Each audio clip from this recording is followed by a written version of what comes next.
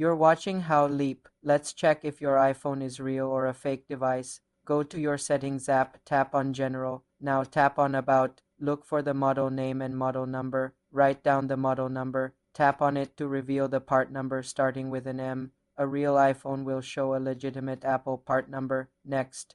Check the iOS version. A fake iPhone often cannot update to the latest iOS. Go back to General and tap Software Update. See if it offers official Apple updates. Now open the App Store and try downloading a trusted Apple app like Apple Store. If it fails or the App Store looks different, it may be fake. Check for built-in apps like Health or Measure. Fake phones often omit these. Examine the build quality and the Apple logo on the back. Finally, visit checkcoverage.apple.com on a browser. Enter your device's serial number from the About page. An official Apple result confirms it's real. You're watching How Leap. Let's check if your iPhone is real or a fake device. Go to your settings app, tap on General. Now tap on About. Look for the model name and model number. Write down the model number. Tap on it to reveal the part number starting with an M.